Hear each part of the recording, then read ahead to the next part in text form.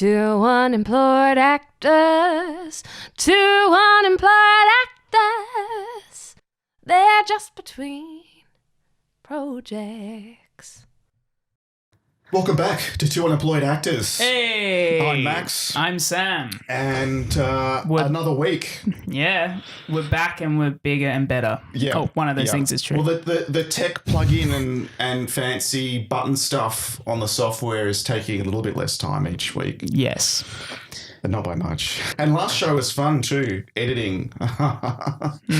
No, I managed to have the cameras on dash camera mode, so they recorded in 3-minute increments. Oh, yeah. So when I put all the files on, I had like 1,000 friggin' video files to edit. I know it's not exciting for everyone, but that was exciting for me. So that's the first thing I marked up. Second thing, we're going to have improved sound quality. Oh, yeah. And it'll sound better. I promise. So what did you get up to last week? What happened between last broadcasts? Tell us some exciting news. Well, I'm still unemployed. Okay. I mean, that's all So actors you can anyway. still come and sit down each week for the podcast. I mean, technically, I'm employed because of that musical, so I'm constantly working, but not being paid necessarily yet. Yeah. And as we know, you have to keep, because if you just wait for the phone to ring and then you go out and work all of a sudden and you haven't been practicing, you're not work fit. Exactly. And I've got 2 auditions coming up, so that's good. I've got one for a short film, one for a feature film. So this feature film audition is going to be good. Oh, that sounds good. I may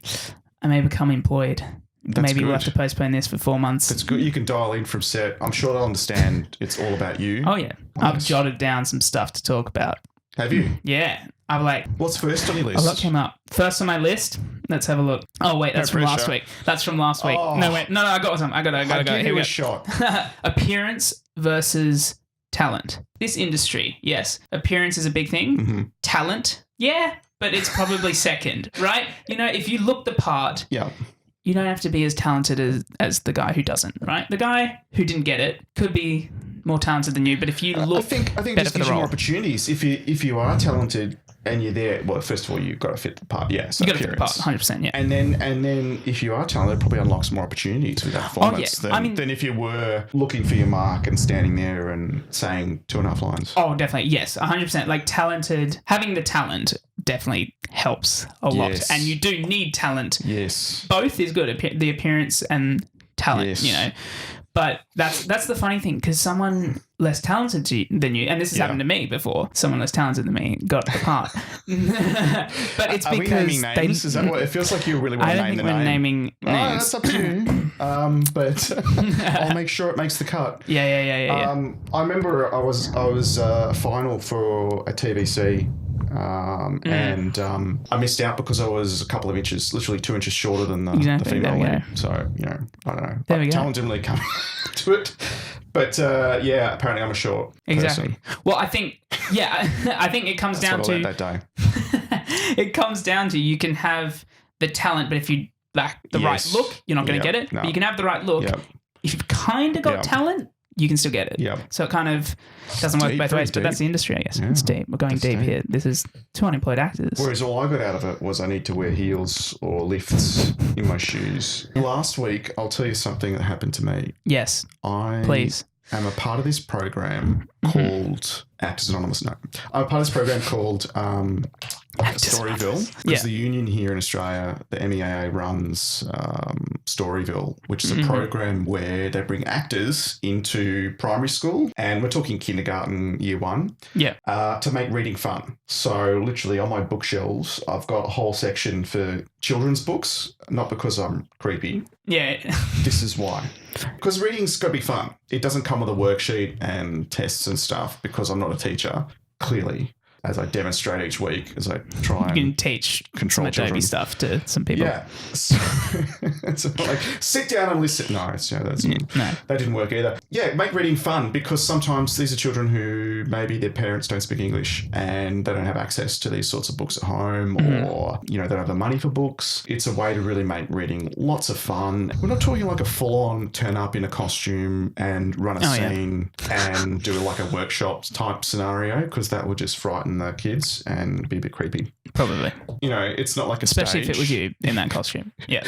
But I have to say, I was really nervous. Like, I don't normally get nervous for auditions, like if I've actually remembered the lines and work through it. It's not like be there in an hour sort of thing and haven't done anything. But I was really like, I'm thinking to myself, I'm about to walk into a room full of 35 critics who are not afraid to say exactly what they think. I'm getting worked up about it, and like we're talking kindergarten kids, right? And I'm frightened. And then I get an email from the organizer who said, good luck, have a great session. Let us know how it goes. I might turn up to some stage, take some photos. Be great to see how you go, because the last guy didn't make it. So I'm just like, oh my God, what? Like, imagine turning up, there's a whole gang of children throwing shit at you because you don't know what you're doing, and you get fired from a volunteer job reading to children. That's shit. Like, that's not good. That's not good. That would suck. That's if like that huge. Doesn't discourage you from your dream. I mean, so that's don't know what would. So with that in mind, and the whole glamorous world of an actor in mind, here I am turning up to good old Plunkett Street Primary, nervous as all hell. Oh, the kids were so cute. There's like basically the teacher breaks them up into groups. And some are doing Lego or painting. She's got a couple or does one-on-ones to make sure they're okay to do teaching stuff that teachers do. Yep. And then there's Story Corner, which Max sits in the Story Corner, and there's nice little walls up, books. When I walk in, the kids are like, hi, Maxie, and because we're all, uber cool. Yeah. We're mates. And hi, Maxie, and Max is here, and it's great. And then I walk into the corner, I set up my little corner, I got my books organised, everything. And I really worked hard too on getting the right books for these kids, Too many words, well, it's just too much work for everyone. They're trying to understand it, I'm trying to read and get through it all. And that's hard work. I don't like that. It's supposed to be fun, right? And then last week when I left them, they're actually running to the Story Corner to get books, and they're sitting down with each other going through books, and I'm like, oh, that's awesome.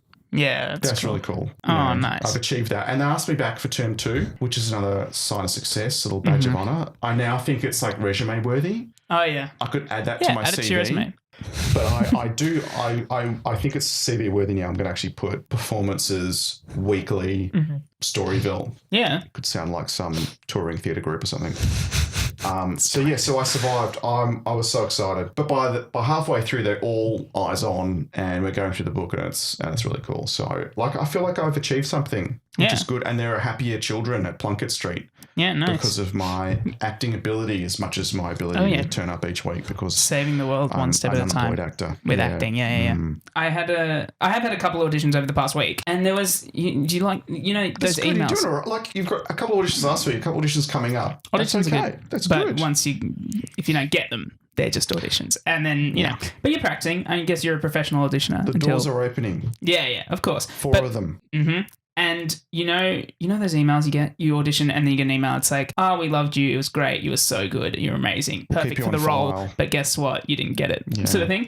At least they tell you. At least they tell you. You get a response. Yeah, I mean, sometimes you don't get a response, and those are the worst. But I saw one casting director in an email talking about the end of the year wrap up, end of financial year wrap up, and they saw something like 5,600 actors over the 12-month period. What, and they emailed every single one of them? No, no, that's a lot of they emails. emailed them. Yeah, well, I mean, this was a short film thing. And they were like, yeah, you were good. I'd love to work with you in the future, all this stuff. But we decided to go with someone with more experience with these roles. Everyone just wants to, everything's tight. Timelines are tight. Yeah. It's, they want to have the confidence that someone's going to turn up. And even if it's a student film, someone's going to turn up and just, because they've rented and booked the equipment. Exactly. They've got the day sorted. They've had to get permissions from council. Exactly. All the usual sort of rigmarole, because the bureaucracy doesn't care whether it's paid or not. So they've got to get all that stuff organised for the day, and it's all sorted for the day. And then if an actor doesn't turn up, I know, they've got to make sure. If someone turns up and they're not quite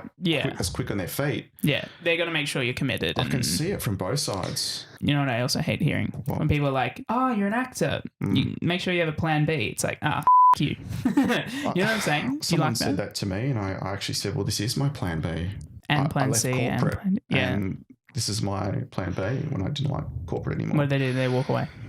Oh, no, they asked me to get them a coffee. Not every actor in the eastern suburbs needs a barista, okay? I know. finished that musical short film that I was talking about last week. But they asked me to come back for one? Which one? Afters. Yeah, the Afters one, exactly. But they asked me to come back for one more day of shooting. But like it was modern, so I wore what I usually wear, and I was me kind of thing. Okay. But we did it in an actual cafe. So the cinematographer owned this cafe. Pretty much everyone could make their own coffees that morning because you usually have coffee runs. You know, the producer would go get you a coffee order, bring you some coffee. Yeah. Everyone was just like at the machine making their own coffees. And like, classic. Only on a film set because everyone knew. Yeah, it was good fun. I used to work for a company that made coffee. My job was to try and get it more ranging in Woolworths. You know, super exciting for those of you having a micro sleep right now. But I got to learn about how to make coffee, and all that. What I learned was there are people that make coffee really well and people who don't. Yes. Regardless of how much instruction you get, it just helped me recognize who made it really well, and I just timed my coffee breaks with them. Oh yeah, perfect. Nice. Good coffee every time. I'm not lazy, efficient. Well, actually, you know what? Not lazy. No, the name of our podcast would be a great name for a cafe.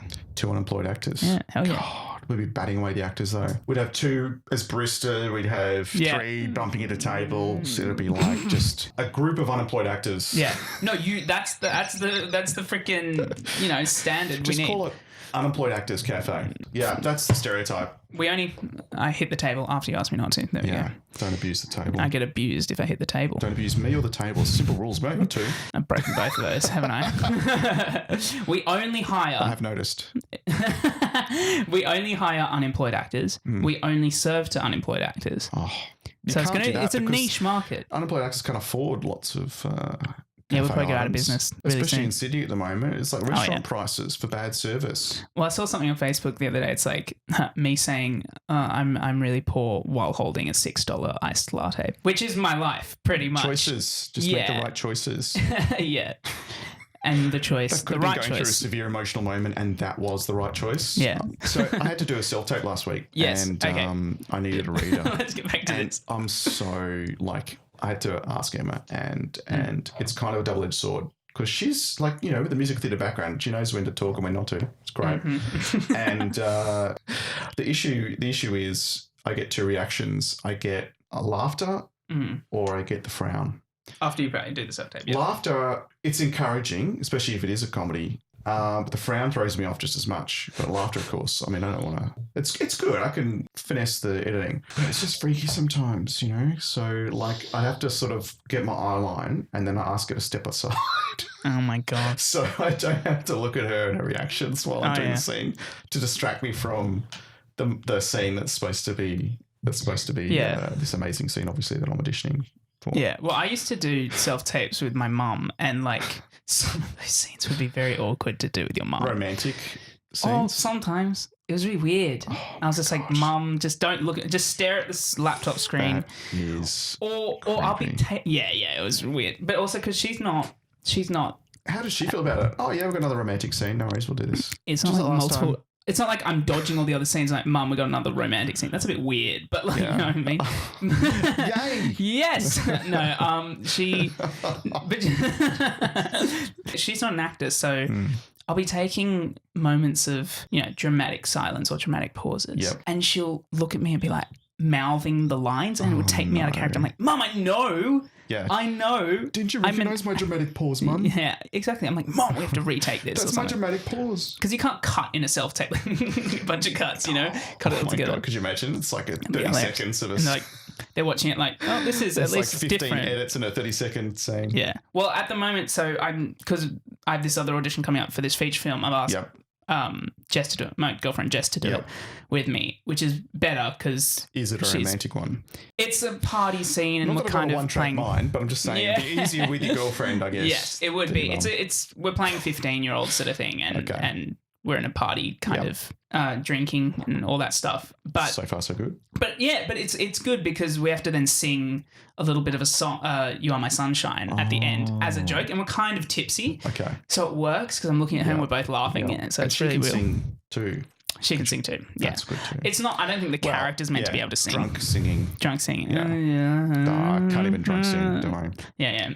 I've got no voice for singing no matter what conditions are imposed upon me That's or fair the enough. listener. We could both be drunk. It still wouldn't work. Can we, a bit copyright things, can I say Stranger Things? You can say Stranger Things. We'll probably get an invoice for like $1 million, but we can say it. Yeah. Are you watching it? Have you seen Stranger Things? I like the first series. That was really cool. The first step. Yeah.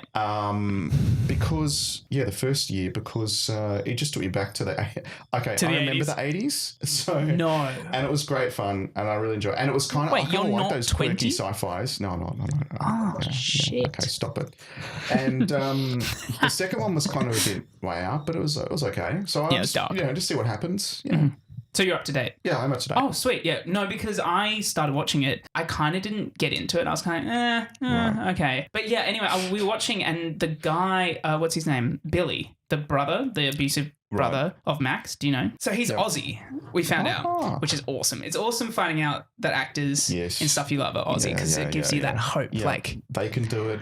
But we were watching his audition tape for it and it was the weirdest thing. Really? The weirdest thing. And he was shirtless in the opening of it and he's like introduces himself shirtless in his American accent. So he walked in the room shirtless? Or No, this is a self-tape. Sorry, self-tape. Oh, so he's doing a self-tape. Yeah, shirtless. blue background, got a shirt, shirtless, walks in and goes, hello, I'm Dacre Montgomery. So far, so good, yep.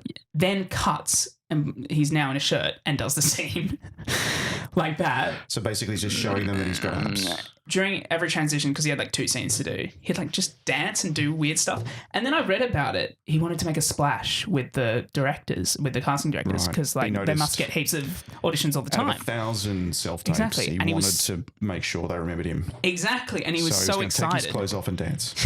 Well, I mean, It worked. It definitely worked because he was so excited. He did it the day he got the audition. He set everything up, called his mates over to do be the readers for him that night. Just had fun with it. Was so excited. Just mucked around. He probably didn't even think he was going to get it. Like It's good sometimes. It was good. But like with self-tapes, you've got to know when to stop when you're overdoing it, over-rehearsing it. You don't want it to come out as rote. Like you just, Well, that's what I'm having a problem with right now because I have this audition for this film and it's the cutoff date's in a month. Yep. And I'm like, okay, I could wait a bit, practice it a bit, but at the same time, I'll start overthinking it. And they don't want you to, like, I was thinking about it the other day, they don't want you to act. No. Because like... They want to see you acting because that's not proper acting. But yeah, exactly. They want to see the character. It's weird, right? They want to see this character come to life. Well, yeah, exactly. Your take on it. Lots of actors audition and do the character the way that they think the casting directors want them to do it, right? Right. You agree with me?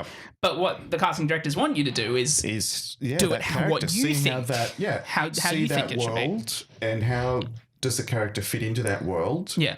Sometimes you'll only get the scene. You don't even know the story arc. You don't know what's going on. You don't get the script, So you just look at that scene and go, well, this I think was what would have happened before. This is what's going to happen next. And you've got a little journey there. And you've got a little world constructed for your character. But then you just do it your way. Bring it to life, Just your way. Don't try and... Because there's only one you. And that's what they're looking for. What you bring to it, I guess. But there's a whole lot of people trying to guess what the casting directors want and trying to engineer that. Don't want that. No. They don't want that. And they can see that as well. So they just want you to see what you bring to it. So coming up this week, I've got some more voiceover stuff. And I know I touched on the glamour of voiceovers last week and how if you're in certain companies, you'll get me as option 1 to 14. And, you don't want to start ad-libbing, waffle on. People are ringing to get to someone. They don't want to have a journey made out of it because there's an unemployed actor who turned it into a huge piece. Free showreel. Yeah. Exactly. I'll just cut to a photo, like a headshot and this audio of an IVR system. Oh my God. Give us a taste of one of your best voiceover jobs. Oh, yeah, do you remember? Pluck that out of my ass. Jeez. Yeah. Not putting you on the spot or anything. Come on, we've rehearsed this. This is all scripted. No? Do you Puerto Rican? Fuck, God, no one needs to hear that. No one needs to suffer through that. Although when they watch Deadly oh God, I'm so embarrassed by Puerto Rican. I still haven't looked that up yet, and I'm going to try and look it up. Don't. I'm confident it'll hit We'll the post it on our page, guys. Keep a lookout for our new video. Pivotal moment where she's introduced to the man she's going to kill, and there's this bumbling Aussie trying to stumble through a scene speaking with a Puerto Rican accent. It's ridiculous. The whole premise is ridiculous. At least you got this it. This is what we need to do as unemployed actors. Yeah. We're not going to get the same scripts De Niro gets straight up, right? We have to work through the process. Oh my God. Unfortunately, although if someone does want to reach out, but, exactly. Scripts come in all shapes and sizes, and some of them are okay. Like I'll ask, can I use this in my demo? And they'll be like, yes, no, whatever. Because sometimes, like doing corporate reads, they don't want everyone to know what they're talking about. And most of them are okay. It's fine. Yeah, you can use that in your demo, whether you get the job or not, which is great. And then even when I get the job, I'll then ask, can I use this on my social? Yeah. Like I did one for Noggin, which is the software company. They said, yeah, fine, no worries. Happy with that. So I like to get that. And thanks for asking is generally the next thing they say, which is good because I just want to make sure they're okay with me. Otherwise, I might say, look, it's about a relaunch and we want it timed at this date and we don't want anything going out until blah, blah, blah, but after then, fine. Yeah. So it's always good to double check because you would love the opportunity to work with them again, just in case there's something in there that's super sensitive. So be careful in the corporate reads. And of course, when it's broadcast stuff, you've got to be careful what one when you use. Generally in your demo is fine. Like it's just for you to get other work. You're not like making money out of that particular moment, but you just wouldn't plaster all over your social until probably it's released or something. Then you can sort of tag it in. Yeah, no, it's just so weird. Like all the scripts you get, some of them are really good. Some of them are really bad. Yeah. The hardest ones are, actually, I thought the hardest ones would be the translated ones where, it's a company that's multinational. Here's the clip and it's in Italian and they want an English version. You get the script and it's all in this weird, like it's English as a second language or third or fourth, and it's not the right grammar and it's trying to sometimes I have to take a moment to work out exactly what point they're trying to land. It's like they shoved it in Google Translate sort of thing. Yeah. So I know which word should be emphasized, for example, or when to pause, which could change the whole meaning of the sentence. So it takes a while for me. And I'll give them some options. If I'm not sure, I'll be like, and this is what I should say. And then I'll say it again. And then I'll say it again. And then I'll get a few options on the file and edit really tightly. So it just comes at them. And then tell them that there's a few options. Then I press stop after the first one going, that sounded ridiculous. It was nothing like what I wrote in Google Translate. Social media is a big thing for me at the moment. I know that as actors, we've got this whole area now that we have to be on top of. Yeah. To manage our profile in the industry. Because sometimes it comes down to like you're there, another guy's there, and he's got 50,000 followers on all of his social media, and you've got your mum and your dad. Yeah. And it's like not quite, sometimes if it's neck and neck, I'm sure they'll just lean towards someone who brings with them a ready-made audience. 100%. I mean, like the social media aspect is really important with promoting and all that. But yeah, promoting yourself as well as projects. I'm so clumsy with that. I mean, I did grow up with social media. Yeah, I mean, fair enough. So I'm sort of having to learn all the bits and pieces. The 40s, you didn't have that stuff, didn't you? That's not funny. And I think it's sort of practice now. Like I'll try and do an Instagram a day. And that's kind of authentically me. Like I'm not trying to be anything. Yeah. And hopefully it connects with people. It's over a couple thousand followers. So someone agrees. Oh, nice. But just like, just authentically me and what I'm working on, what I'm doing. Sort of an extension of this podcast really. Yeah. And maybe Facebook, one or two. Although I have a problem with my professional Facebook with Max Belmonte, the actor. I decided, because now that I created this page for me, that I'll promote it. And the world of social media marketing is just this whole other level of tech stuff that I am not over. It just like if I thought I was stupid when it came to social media 101, trying to promote and where and how and all that. I mean, the algorithms change every other month. Yeah. So suddenly the advice you're getting from someone on YouTube is irrelevant. Anyway, I thought I'd give it a go. It was great. It cost me 2 cents per like. I got like 1,500, 1,800 likes. I was like, wow. How did this happen? And I'm looking at it going, well, 1,500 of them are from the Philippines. And I got 2 from Australia and 1 from the States. I'm like, okay, nothing wrong with that. It's great. Like, there's a film industry in the Philippines, I'm sure. I don't know of it, but I'm sure it's there. But what the hell did I do? Like, first of all, obviously I didn't just check, Australia only, didn't sort of focus on the audience, right? It was like they've got to like movies and they've got to like actors and the usual basic stuff that I'm confident every other person does when they're promoting an acting page, but which again is probably not ideal. You've got to go really more granular. Yeah. But when I cast the net that wide, what I didn't realise was the algorithm's picking up who's biting. Yeah. And Philippines, as a market, like a lot of stuff, but the engagement isn't there.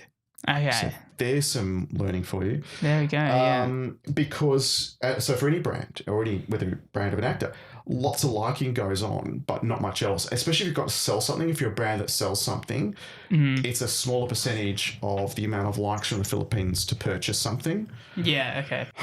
And the algorithm's just gone, well, everyone's picking up in the Philippines, so we'll target Philippines and target it again and again and not anywhere else. So I've got like a few thousand followers, which is great. Just most of them are from the Philippines, which is shout out to all the followers of Max Belmonte, the actor from the Philippines. Yeah.